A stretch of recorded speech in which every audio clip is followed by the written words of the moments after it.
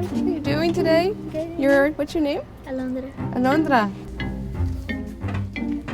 They're mainly exposed to pesticides through the diet, much like people living in urban areas. Biological samples will be taken from them to measure levels. First, they take basic measurements. About 100 strands of hair are then cut. Each hair grows about 1 centimeter a month.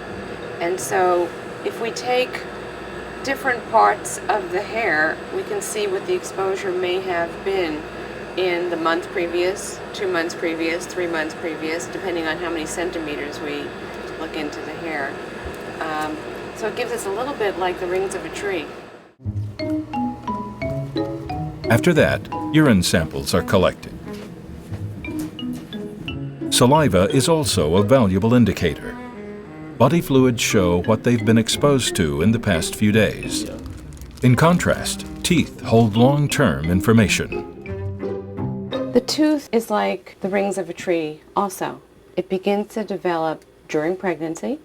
When the child is in the mother's womb, it begins to develop. By looking at pieces or parts of the tooth, we can be able to pinpoint exactly what the exposure is at what period of time to that child. Various samples from the children have been collected over the years. They are sent here for storage and analysis back on Berkeley campus. So we're here in the freezer room of the biorepository for the Chamacos project. And we have quite a variety of different samples that are stored here in the freezer room. We have blood samples, urine samples, hair samples, all of the things that allow us to detect the pesticide residues that our participants are exposed to. So I'm going to show you some of our samples from an earlier collection that we have banked here at the repository. Here are some whole blood samples. Right now, there aren't enough methods to analyze the specimens. The main purpose here is to buy time for science to advance and come up with more techniques. Some of the samples must be preserved at extremely low temperatures to ensure they're stable. Organophosphate pesticides are extremely popular around the world today. Their residues break down rapidly, and the tiny amounts we might get exposed to are not supposed to affect us. But the Chamacos results are proving otherwise. We have found abnormalities in reflexes of the children when they're very, very young, when they're newborns.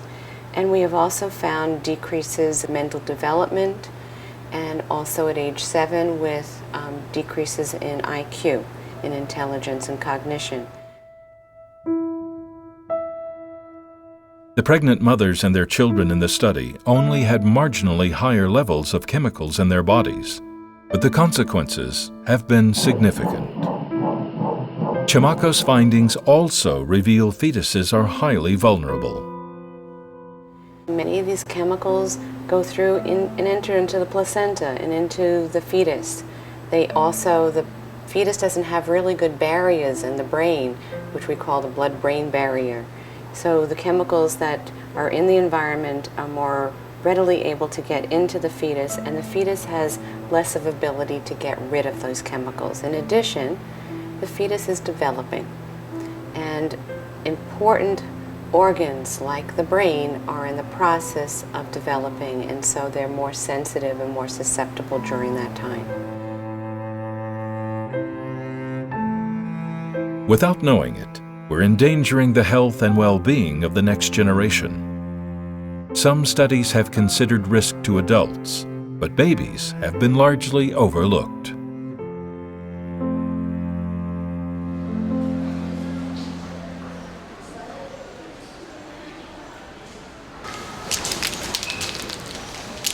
The Xingtiangong Temple in Taipei attracts worshippers from all walks of life.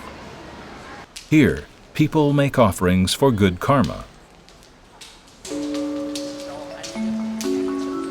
Jen Wei is 8 months pregnant, and she's come to pray for her baby's health. There's a lot to prepare before the arrival of her new girl. In a few months, it will be winter, so I want to get some warm clothes for her. I just want her to be a happy and healthy child.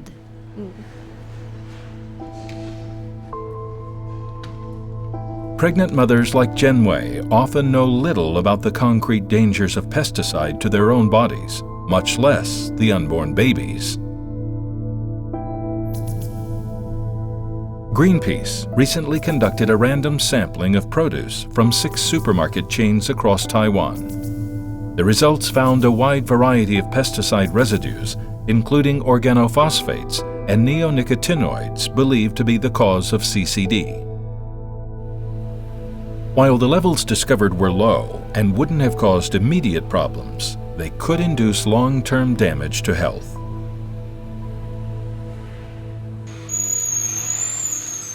Back home, she prepares to cook the vegetables. But some pesticides are inside the body of the plant, and no amount of washing or peeling can get rid of it. All I know is that they are not good for you, but there are so many of them. It's hard to say what exactly the dangers are. So you just try to avoid them as much as possible. That's about all you can do. The adult body can break down chemicals and excrete them to some extent, but fetuses are helpless, and we may only get to know the harm it's caused years later.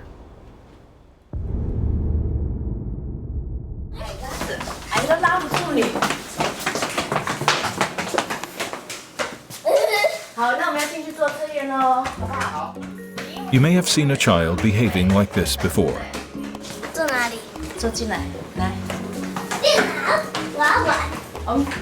At the National Taiwan University Hospital, Dr. Gao Xiufen is trying to conduct a cognitive test with this boy. 很多的英文字母，你每看到的英文字母呢，你就要按空白键，15分钟，很短，很短。结果，来，我开了。 This child has ADHD, or Attention Deficit and Hyperactivity Disorder. It's a psychiatric disorder caused by imbalances in the brain. 妈妈，我等妈妈来接你。哦，那么久。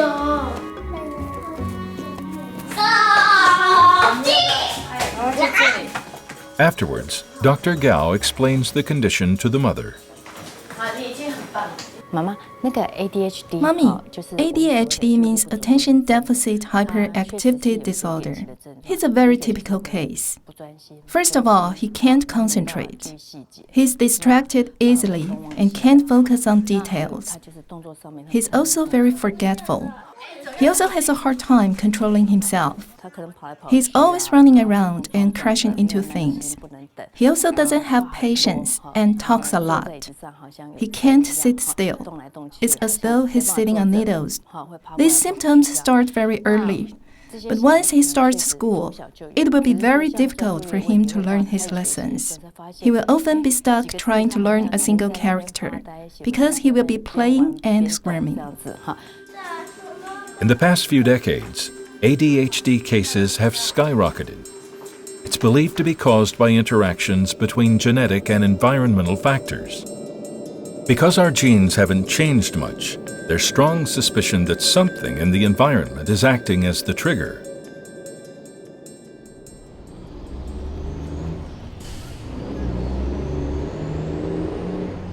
A recent study from Harvard University reveals a possible link to organophosphate pesticides. At the School of Public Health, Dr. Liu is discussing the implications with Mark Weisskopf, the author of the paper.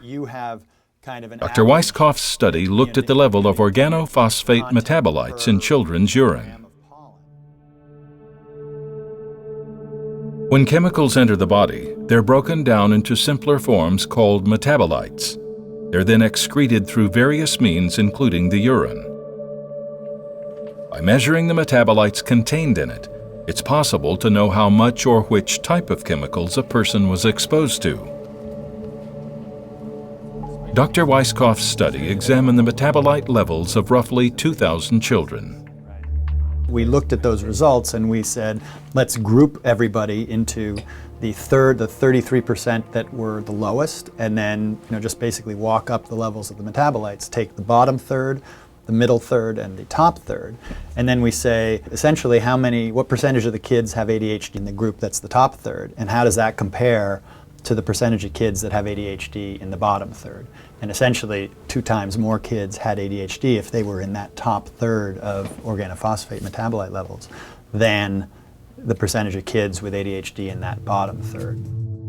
Organophosphate pesticides kill insects by paralyzing their neural functions. Although the human nervous system is different, we can't be certain they won't affect us, especially the brain, which is a concentration of nerves. The brain is exceptionally fine-tuned organ, right? It has very precise functioning and far more complicated than, say, the liver, right? So that just in itself sort of sets up the possibility for a lot more to go wrong, because when you have something that's an incredibly fine-tuned machine, if you just slightly tweak one wrong part, a lot can go wrong. Recent studies also reveal possible connections between pesticides and other brain disorders such as Parkinson's, autism, and depression. Back at the National Taiwan University Hospital, Dr. Gao is preparing to conduct an MRI, or magnetic resonance imaging, on one of her patients. This 16-year-old girl has ADHD. They'll scan her brain to see how it's functioning. 那你尽量放轻松。那等一下你会听到我们很清楚的一些指令，哈。The brain of ADHD patients functions differently from a normal one in minute ways. There are certain MRI signatures that indicate problems. In the brain of an ADHD child, the inferior frontal gyrus is very active.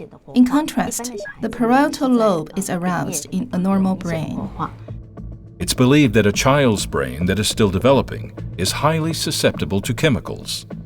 They can alter the way it functions, as well as cause permanent structural changes that could have significant effect on their intelligence and behavior.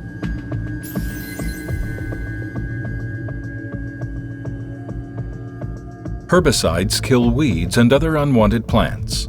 They work through a different chemical pathway and can disrupt hormones to cause serious diseases.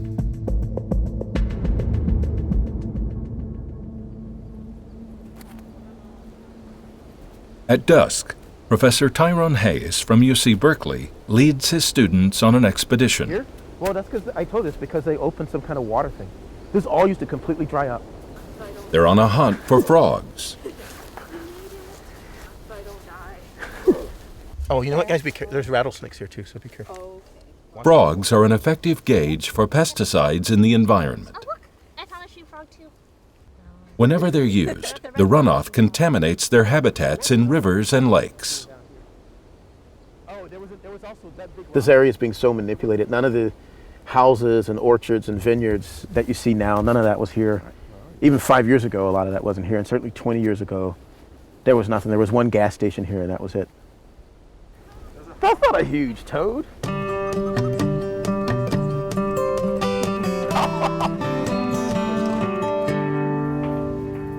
Dr. Hayes is best known for his research on how atrazine affects frogs. Until recently, it was the #1 herbicide used to kill weeds in the U.S. It's also widely used around the world. These frogs hold valuable information on its side effects. These are all of the parents of animals that we've used in experiments. So not only do we maintain all of the individual animals that have been used in experiments, we have all of the parents. So we could go back, grab the same parents, have them reproduce, and repeat experiments with the exact same group of animals. Atrazine is a type of chemical that can disrupt the normal function of hormones. They are a type of EDC, or endocrine disruptor chemical. Atrazine causes the body to convert androgen, or male hormones, to estrogen, or female hormones. Male frogs lose their male characteristics. Their voice box doesn't develop properly. Their testes don't develop properly. They don't make sperm properly. They don't show male mating behaviors. And it also leads to feminization. So males can grow ovaries, males might produce eggs, males might sing the wrong song, so to speak, and attract other male frogs. So sometimes you get, what we're studying now, you'll get homosexual behaviors with exposed males. His studies have revealed tiny amounts as low as 0.1 part per billion can induce these effects in frogs. For humans, higher estrogen levels could lead to breast and prostate cancer. EDCs can have an enormous impact on our lives.